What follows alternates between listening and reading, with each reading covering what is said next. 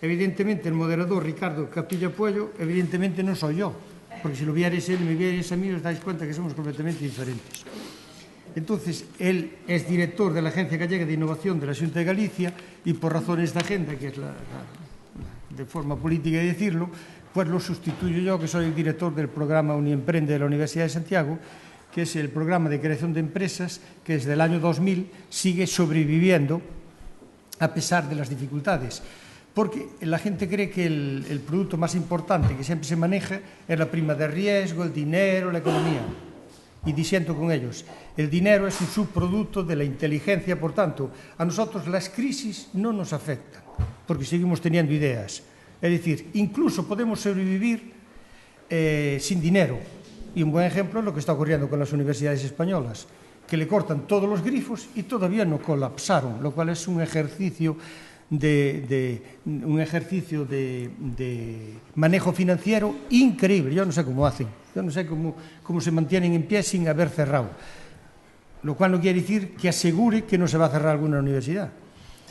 Bien, dicho esto, el programa Uniemprende tiene algunas estructuras que están funcionando, entre ellas tenemos que hablar los que participaron en la organización de esto, entre ellos Women Emprende, que es una iniciativa pionera a nivel nacional en el campo del emprendimiento femenino. Es decir, el emprendimiento de la Universidad de Santiago también tiene nombre de mujer. También citamos a Emprende, que es un periódico electrónico que tiene correlación. Es decir, cuando haces cosas, si no las comunicas a un tercero, estás perdido. Que es, muchas veces cuando alguien dice, si no estás en Internet no existes. Bueno, quizá no sea textualmente lo que se dice verdad, pero en cierta medida todo lo que no se comunica de lo que se hace se pierde en el camino, porque tienes que competir contra las multifuentes que hay hoy de información que te dicen por escrito, por vídeo, por telemática, todo lo que se está haciendo. O sea que hay que hacer redundantemente réplica de lo que se está haciendo. Y a su vez, y aunque aquí no está, tenemos que decir que esta universidad en su día, en el año 2000, creó la primera sociedad de capital riesgo promovida por la Universidad Española, que se llama Unirrisco, de la que soy consejero delegado, y Uninvest, que también soy consejero delegado, porque en las universidades, cuando tienen muchas cosas que crear y no saben qué hacer, me nombran a mí consejero delegado, porque así ahorran recursos, ¿entiendes? O sea que si tenéis alguna empresa o queréis haceros ricos rápido, me nombráis a mí consejero delegado, yo me pongo el salario, por cierto alto, os arruino y sigo buscando gente que me nombre consejero delegado de estructuras.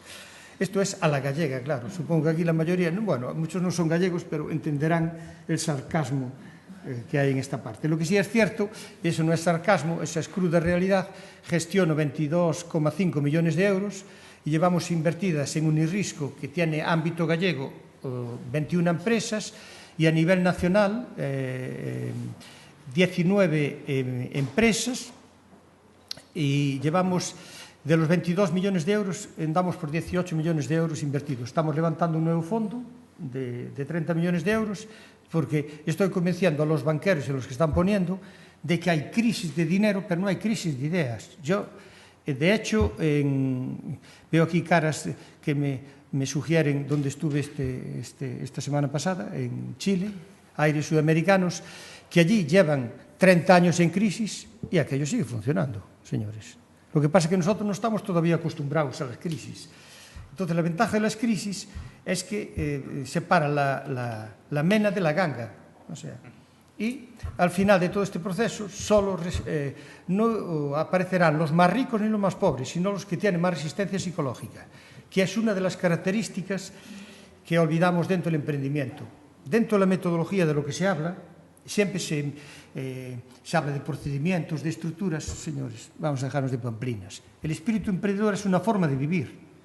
El emprendedor toma decisiones no sobre los modelos tradicionales de vida. Es capaz de tratar con la inseguridad de no ser funcionario, es tratar de tratar con el problema cambiante, es tratar de capitalizarse con capital riesgo, que ya su nombre lo dice, que no quiere decir que los de capital riesgo sean los imbéciles que meten dinero en proyectos. Quiere decir que es una estructura bancaria completamente diferente a la tradicional. La estructura tradicional bancaria, y que ahora ya somos todos especialistas, son gente que te suelen prestar dinero con garantías hipotecarias, personales. El capital riesgo tiene una característica única, que es la garantía para prestar dinero es el propio proyecto. Es decir, si falla el proyecto, no tienes que devolver el dinero.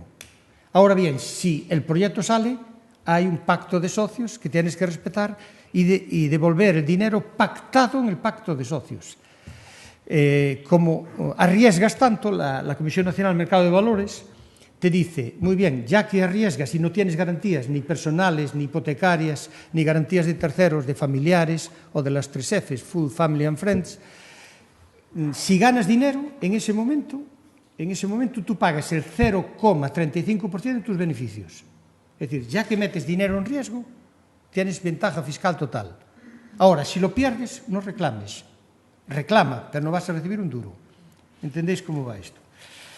Bueno, entonces, en vez de hablar yo de mis teorías, que esto siempre hablo de los romanos, primum vivere de inde filosofare. Ahora, los estuvieron hablando de inde filosofando, muchos de los que hablaron anteriormente seguramente, porque cada uno vive del trozo que le toca. Yo, por desgracia, estoy en la cadena de valor no detectando las ideas, sino valorizándolas y esas ideas invirtiendo en ellas. Entonces, cuando nací en el campo, porque yo soy académico, ya se me ve la pinta, cuando yo empezaba trabajando en ideas, me di cuenta que las ideas son ideas que tienen cada uno al final de una comida o de tomar un café, las tienes. De 200 personas que hay allí, 300 tienen ideas. Pero ¿cuántos de esos son capaces de implementarlas? Eso ya es otro cantar. Bueno, pues cuando eso se implementa y se invierte, ahí estoy yo. Entonces yo aprendí más cosas perdiendo dinero que leyendo libros, señores. Y aprendí más cosas viajando por el mundo. Claro, siempre me resisto a decir que tengo 67 años, pues no, soy un hombre experimentado. Y entonces pues no se le nota nada, porque como me gusta que me lo digan, siempre digo la edad para que me digan, qué bien te va esto a ti. Bueno, sí, pero sin embargo, mis accionistas, cuando invierten los 18 millones de euros, se sientan y... Porque, claro, los accionistas no son una pandilla de gaiteiros, no, es el Banco Santander, el Banco Espírito Santo de Portugal, Nova Caixa Galicia Banco, Inditex, Consorcio de Zona Franca del Puerto de Vigo, y estos no dicen, no, era una idea maravillosa, pero fracasó. No, no, no. Y tú oyes cómo están afilando el cuchillo atrás con el esmeril y dices, sí, vas a durar un telediario. Entonces yo estoy en la parte de los que invierte en las buenas ideas. Dice, sí, era una buena idea, pero no era una buena empresa. Porque los emprendedores siempre tenemos tendencia a enfatizar la parte tecnológica y nadie se preocupa de decir dónde ganas dinero. En eso, tú dónde ganas dinero. ¿Cuál es tu modelo? Ya veremos. ¿Cómo que ya veremos? O sea, que tú crees que el mercado está ahí quieto, tú tienes una buena idea, entras tú, Bill Gates dice, perdona, Luisito, es que no sabía que estabas tú ahí. Bill Gates se retira y tú ya te quedas con el mercado. O sea, eso es una cosa durísima que hay fuera y te dan caña toda la que pueden. Le estoy robando el tiempo a Daniel, a Marta y a Ana Isabel y es un lujo que no me puedo permitir. Por tanto, voy a presentar a Daniel Fernández Mosquera, gestor de innovación de NanoGap, una de mis participadas. Yo puse dinero ahí. Por eso yo estoy así, mira él cómo está deshecho, porque él me tiene que devolver todo lo que les presté. ¿Entiendes? Bueno, entonces, Daniel Fernández Mosquera es el responsable de innovación de NanoGap. Supongo que esto es Subnanomaterials, ¿no? Subnanometric Powders, ¿no? Doctor en Ciencias Químicas por la Universidad de La Coruña. Como veis, somos panamericanos, también la Universidad de La Coruña existe. Durante su trayectoria académica colaboró desde el 98 hasta el 2009 con el grupo de Cosmoquímica de la Universidad de California en San Diego, que tenemos vidas, Galicia y San Diego, lo mismo. Sí, en Coruña y en San Diego, es un pabellón de deportes. Es que prácticamente lo mismo, los dos tienen mar. Donde realizó numerosas estancias pre- y postdoctorales, especializándose en el uso de nucleidos cosmogénicos para la cuantificación de geoprocesos externos, que todo el mundo lo entendió, no pongáis esa cara.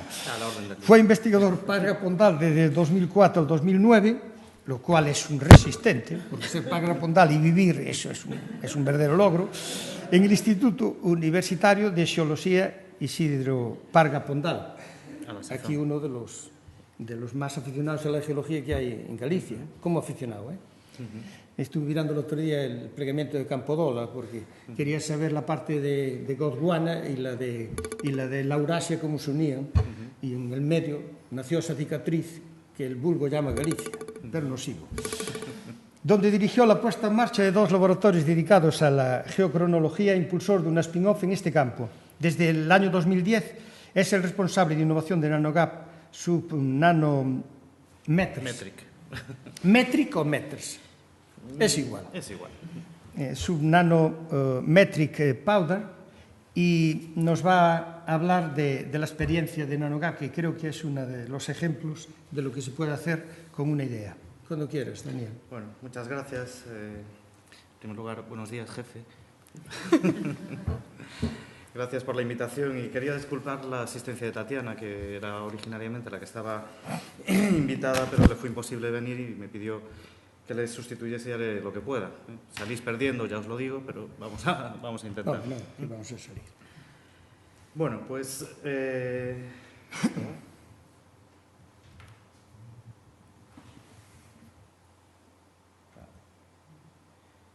No responde. Igual va con el... No, esto es no. el efecto de demostración siempre ocurre esto. Vale, va con...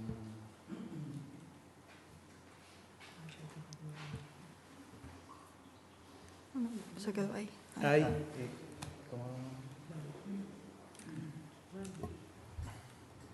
Las cosas del directo.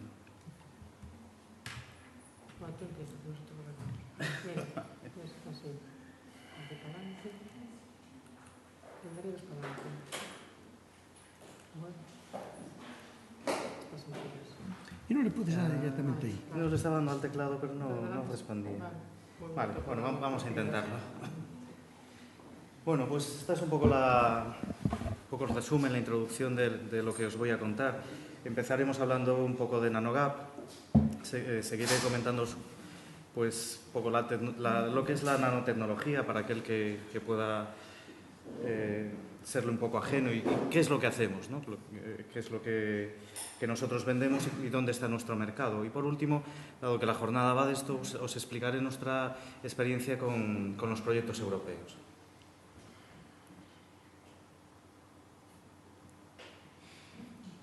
Dale a la tecla mejor, Vale, ahora.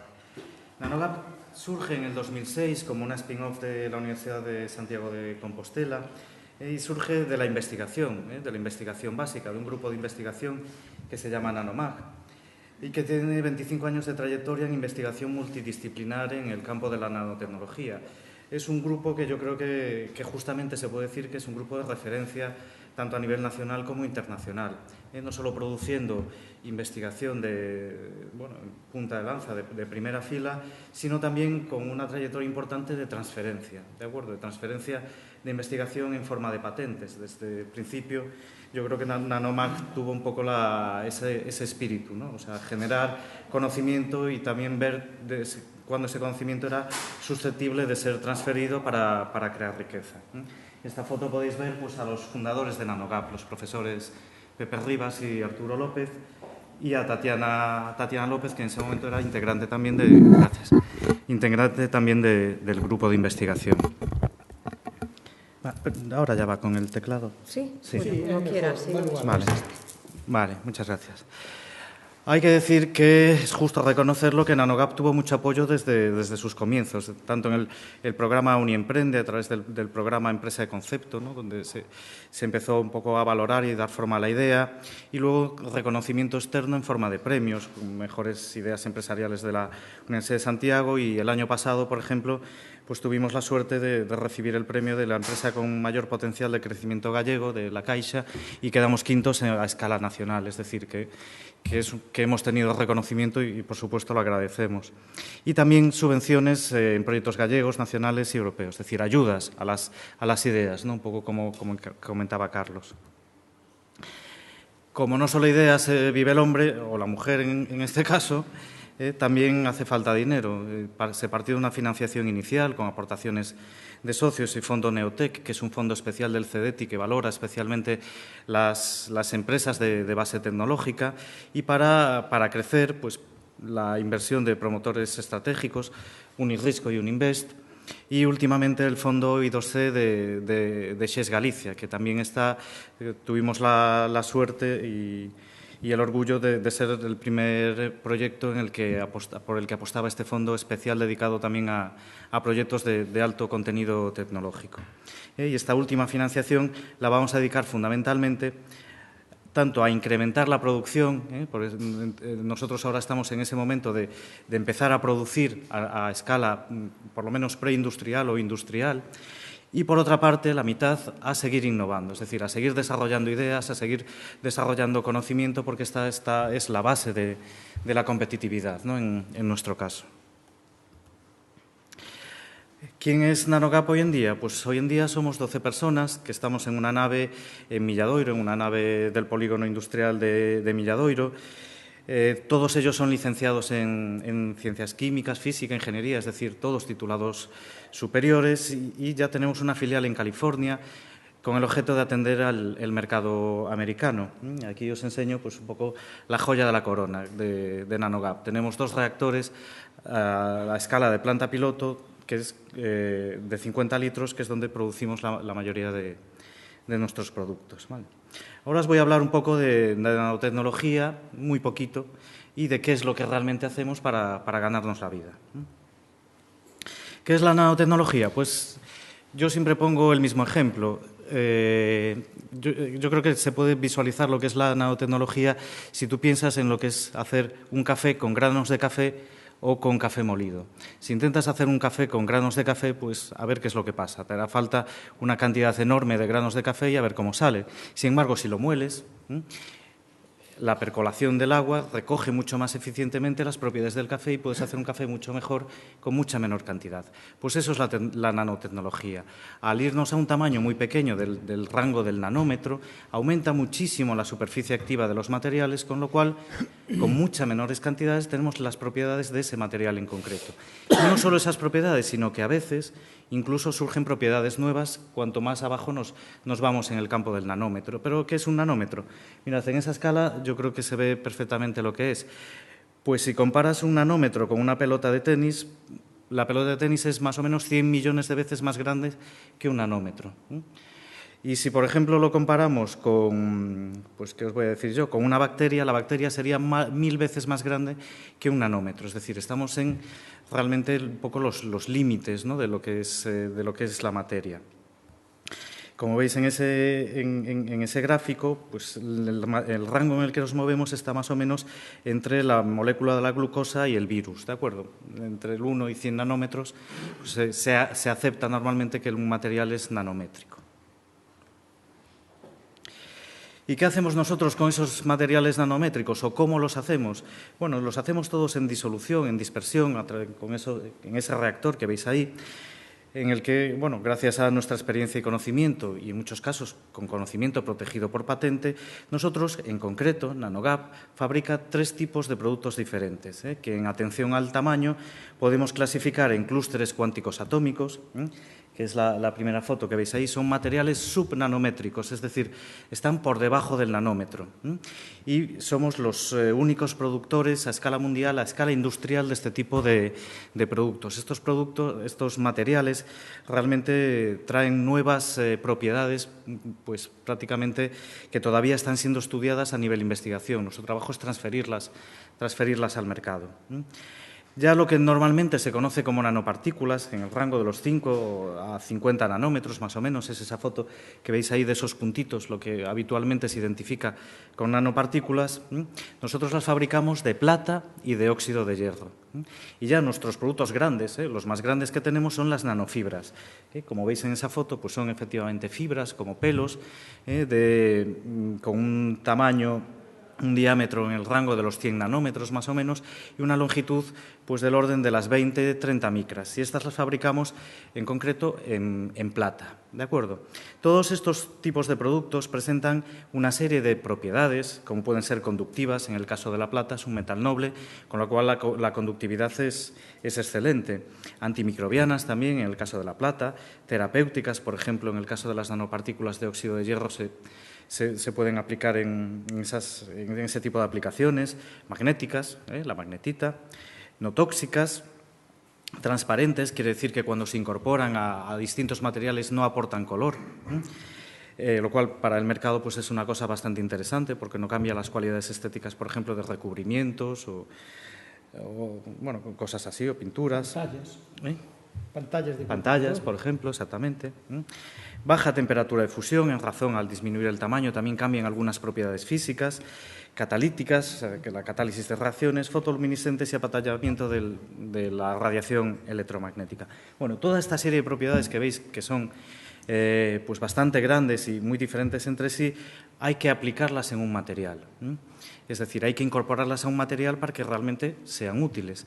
Los materiales con los que más nosotros estamos trabajando son fundamentalmente pinturas, dispersiones, films, recubrimientos o plásticos y tintas conductoras también.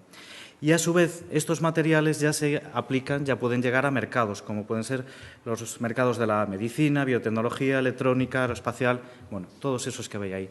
Veis ahí, en resumen, hay un montón de propiedades diferentes y un montón de mercados posibles a los que sería posible transferir estas propiedades a partir de, o por medio de, más correctamente, de estas pinturas o estos medios materiales que se utilizan normalmente.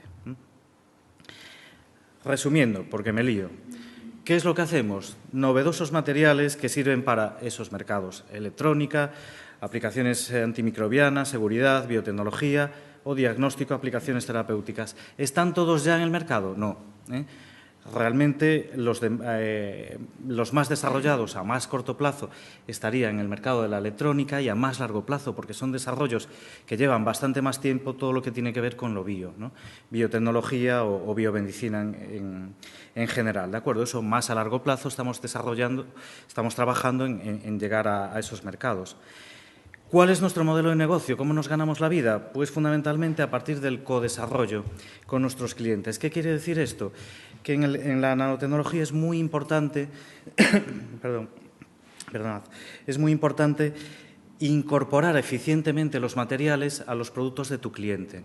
Para eso implica trabajar muy estrechamente con tu cliente para ver cómo lo que nosotros fabricamos se puede ajustar a su material, a su proceso productivo, al mercado al que él quiere llegar. Porque normalmente nuestros clientes son empresas innovadoras que se quieren diferenciar en el mercado a través de la incorporación de nuevos materiales que dan diferentes propiedades. Entonces, es crítico que la aplicación sea eficiente y que dé las propiedades que ellos están buscando. Para eso no queda más remedio que trabajar muy estrechamente con ellos para que esa incorporación sea eficiente. ¿Con el objetivo de qué? De vender productos. La visión de NanoGap es convertirse pues, en una empresa líder en el sector de la industria química de los nanomateriales, es decir, producir la mayor cantidad posible de nuestros nanomateriales para llegar al mayor número de mercados posibles. Y también acuerdos de licencia.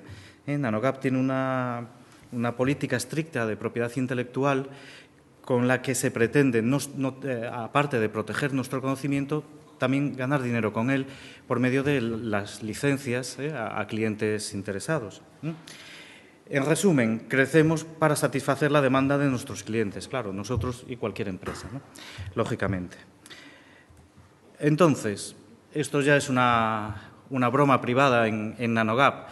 Como veis, tenemos tal cantidad de aplicaciones y probabilidades, ¿no?, de opciones, que siempre estamos pensando en vamos a romper el mercado. Esta semana, no, la semana que viene lo rompemos, o sea, seguramente, ¿no? Vamos a romper el mercado porque tenemos un montón, nuestros productos son estupendos, son muy buenos, tenemos un montón de opciones, entonces estamos ahí convencidos de que lo vamos a conseguir, ¿no?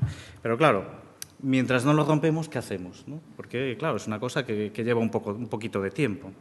Bueno, pues esto viene un poco al hilo de, precisamente, las oportunidades que traen los proyectos europeos. Mientras tanto, pues es necesario buscar fuentes de ingresos alineadas con nuestro negocio, como es lógico, ¿no? Entonces, cuando se está creciendo, siempre está la tensión de facturar, siempre hay la necesidad de facturar, ¿no? Para ello tienes que conseguir ventas a través de contactos y oportunidades. Lo que pasa es que no siempre eso significa crecer para la empresa, ¿no? Pues nosotros entendemos también el crecimiento como un afianzamiento del know-how, del conocimiento, y también ganar en fiabilidad. ¿Qué sucede? Que esto lleva mucho tiempo, no es de hoy para mañana. Sobre todo en las empresas tecnológicas, esta parte de crecimiento, de conocimiento y de fiabilidad lleva mucho tiempo. Entonces, hay que buscar esas fuentes de ingreso alineadas con nuestro negocio. Y una opción muy interesante para nosotros, y yo creo que para todas las empresas, son los proyectos europeos. ¿Por qué? Pues tienen esa tríada mágica, ¿no? Que son una financiación estupenda, la oportunidad de colaborar con socios internacionales, no cualquier socio, sino los proyectos europeos son un club selecto y restringido, ¿no? Entonces no vamos a, ya digamos que ya estamos hablando con gente que tiene un nivel importante y que seguramente nos va a traer cosas buenas. Y por otra parte, que los proyectos europeos tampoco se conceden para, digamos, proyectos triviales, son de proyectos de tecnología avanzada que en cualquier caso siempre es interesante conocer y estar involucrado. Y aunque no sea exactamente lo que tú quieres, siempre vas a sacar algo. Ups, perdón, le di para atrás. Y ahora no quiero ir para adelante. Bueno. Aquí. En nuestra experiencia, ¿cuáles serían los puntos fuertes de participar en proyectos europeos? La financiación. En primer lugar, la financiación es estupenda. Puede llegar incluso hasta el 95% de los gastos en determinados esquemas de financiación. Incluye personal, materiales, overheads, o sea, están muy bien financiados. Como os decía, la interacción con otros socios de empresa y academia de primer nivel, nacionales e internacionales, el desarrollo de tecnología puntera y para las pymes, las SMEs, en el acrónimo en inglés, somos socios muy solicitados. En muchos esquemas de financiación o de proyectos de financiación europeos es muy interesante al consorcio, porque estos consorcios normalmente son promovidos por centros de investigación, son los que tienen las ideas, claro, o por compañías muy grandes que tienen sus propios departamentos de investigación. Una filosofía de la Unión Europea es que todo eso, en que toda esa investigación de primer nivel participe en empresas pequeñas, ¿no? Porque somos la mayoría del tejido económico de Europa. Entonces, las pymes tecnológicas son socios demandados y buscados. O sea, es relativamente fácil, a poco que te muevas, pues poder entrar en algún tipo de proyecto, porque ya os digo, somos socios interesantes. ¿Cuáles son las dificultades? No todo es bonito. Son convocatorias muy competitivas. Esa tasa de éxito yo la pongo un poco a ojo, pero seguramente no está muy desencaminada. ¿Por qué la pongo a ojo? Pues por nuestra experiencia. Sin ir más lejos, os puedo comentar que el año pasado entramos, ya no recuerdo, en 5 o 6 propuestas para proyectos europeos. No todas eran buenas, pero al menos 2 o 3 eran realmente muy buenas, con socios de primer nivel, tanto de empresas multinacionales, universidades de primer nivel. No conseguimos ninguno. ¿Qué quiere eso decir? Que habría ideas mejores. Es decir, da un poco la idea del nivel de competición en este campo. Es decir, son muy competitivas.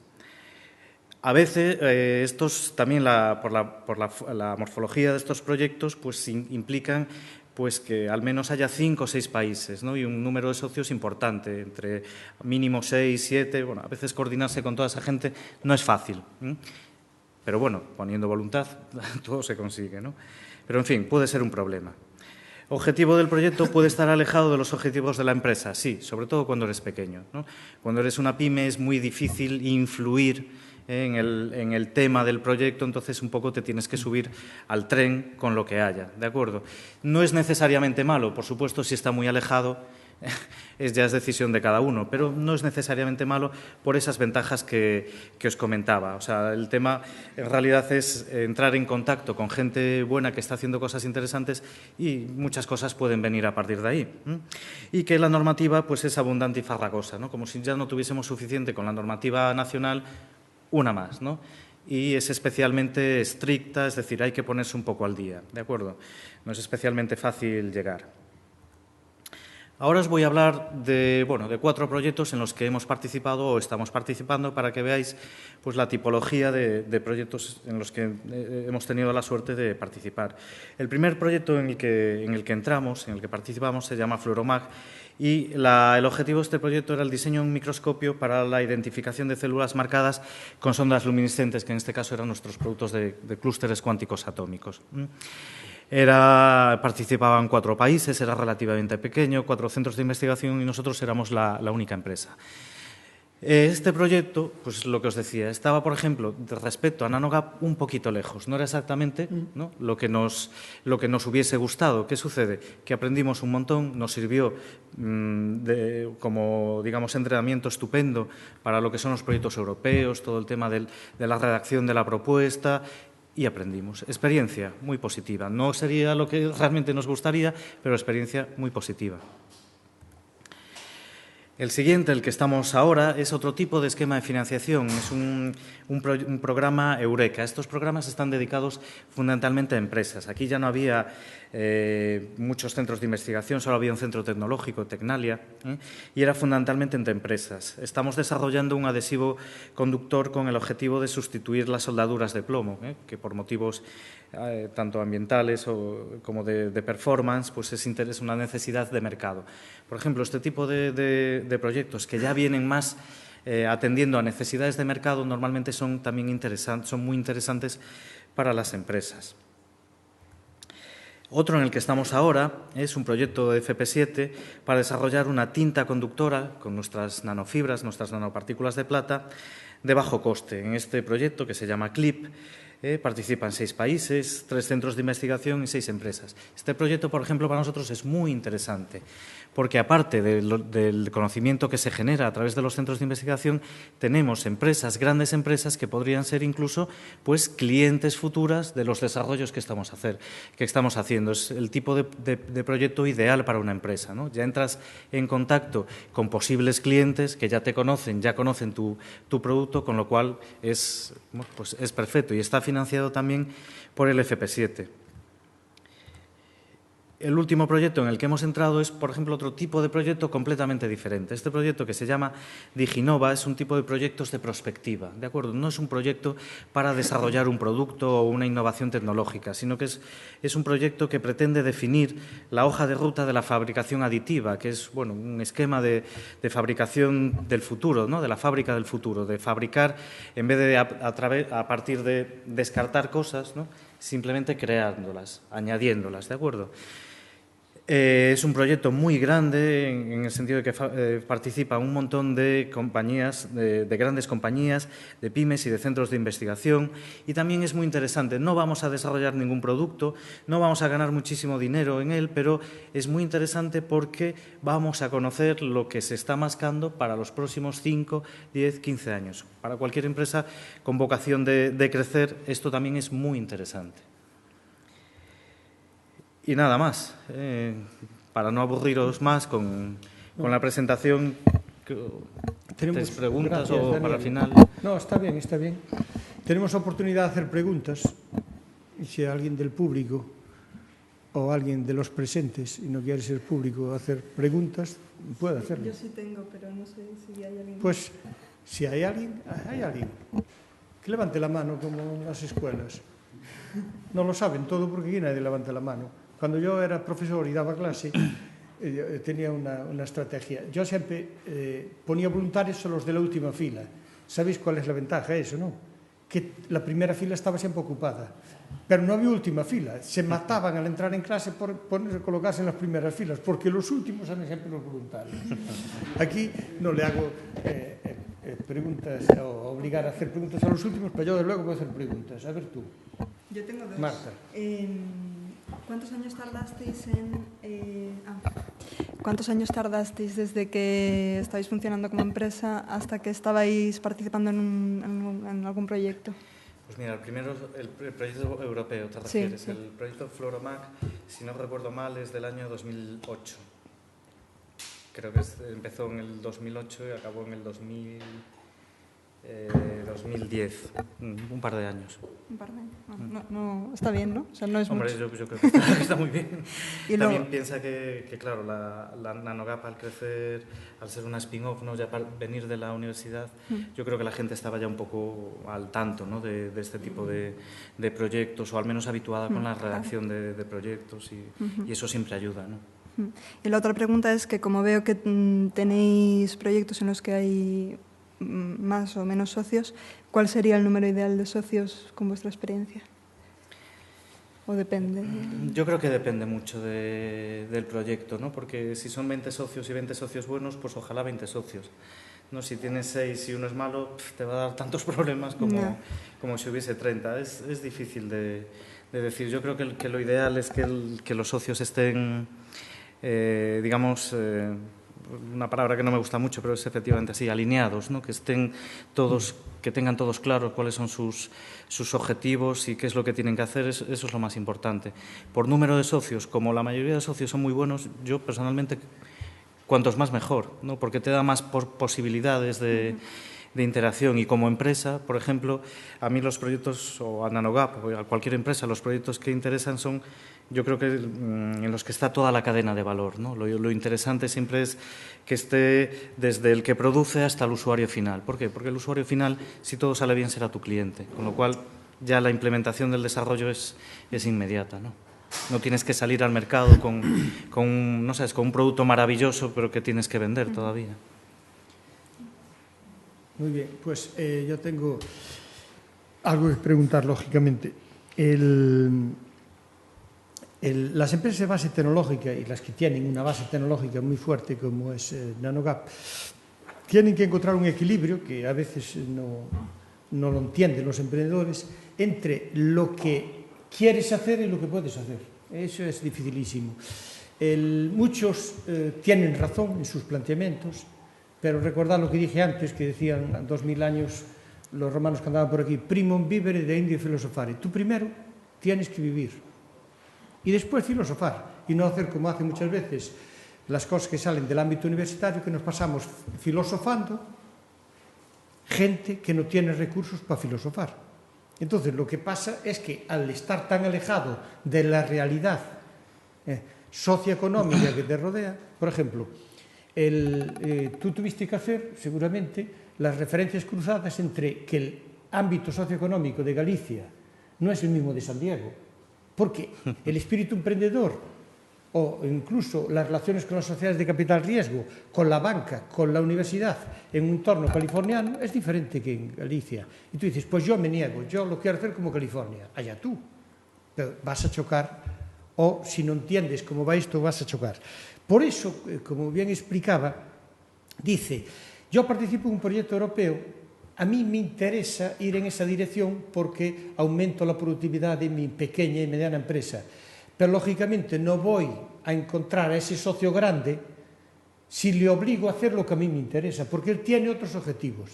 Y de esa lucha de intereses, pensar que los negocios es como los matrimonios. Si no hay química, déjate de echar colonia, chico, aquello no va.